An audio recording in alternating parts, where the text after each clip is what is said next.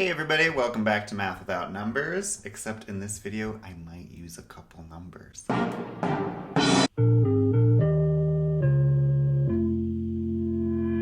So this is going to be a pretty short one. I just want to talk about this game, the coin game, that's in one of the little interstitial sections of the book. I'm going to introduce the game and I'm going to tell you how to solve it. And when I say solve a game, I mean how to win every single time. So I did a video about solving games, what it means in math to solve a game. That means that there's a winning strategy, that if you follow the winning strategy, you're going to win every single time. Of course, it depends who goes first or second. If it's a two-player game, then a solved game either is an automatic win for the first player or an automatic win for the second player. But anyway, let's talk about what the game is. It goes by a number of different names, but I'll just call it the coin game. And this is a game I love to do with students just to get, mental warm-up, get them thinking about things in a creative and logical way. It's a simple enough game that you can come up with a winning strategy on your own. I've done this with kids who are as young as like 7 or 8 years old, and it's not so complicated. If you have like a smart niece or cousin or something, you want to show them some kind of cool math thing, this is a fun game to show them. Here are the rules. You start with a number of coins. I think I have 20 coins here, but it doesn't really matter how many coins you start with. And you have two players and you take turns. On your turn, you have two options. You can either take one coin or you can take 2 coins. And the goal of the game is to be the person who takes the last coin. That's it. It's that simple. So I'll give you an example. I can play a game right now. I might actually try to enlist my friend. She's coming in like 15 minutes to drop off some pots that I left in her car. It's gonna be in the little window. This is gonna be the main cam. Okay. All right, do you wanna go first or second? Second. Okay, I'll go first. I will take 2. I'll also take 2. 1 for me. 1 for me. I'll go back to 2. I'll go back to 2. I love your strategy. Thank you. I'll take 1. I'll take 10. Take 1. I'll take 1. 2.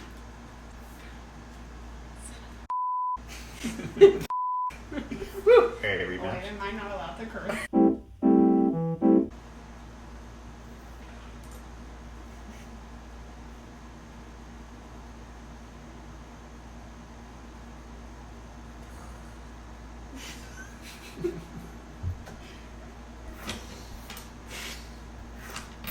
Whatever.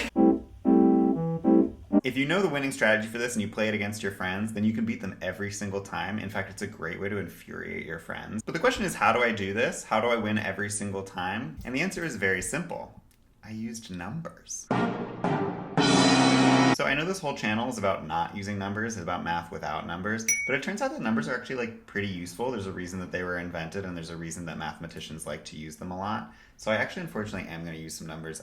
You can feel free to unsubscribe, downvote this video, call me a hypocrite, whatever. But, brace yourself. Numbers are coming here. So I'm going to write out every possible position in this game, and it's a very simple game. There's only so many. Each position is just represented by how many coins there are left on the table. So 0, 1, 2.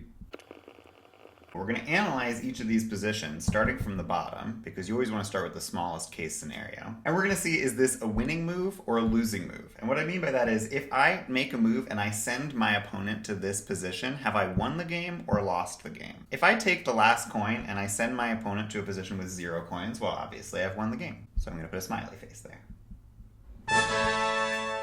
Now, what if I send someone to 1 coin? Well, that's not very good, because if I send them to 1 coin, they can just send me to 0 coins, and they win the game. So I'm going to put a frown there. Same is true also for 2. If I send them to 2, they can just take the last 2 coins, the end. And now let's think about 3. If I send my opponent to 3 coins, well, they have 2 options. They can either take 1 coin and send me to a frowny face, so they made a losing move, or they take 2 coins and send me to a frowny face, they've also made a losing move. And that's why the 3 coin position is also a winning position. Okay, moving up the chain, if you send your opponent to 4, well, they can either send you to a smile or a frown. I think they're going to send you to a smile because they want to win the game. So by sending them to a 4, you're giving them the opportunity to win the game, which means sending them to 4 coins is a losing proposition.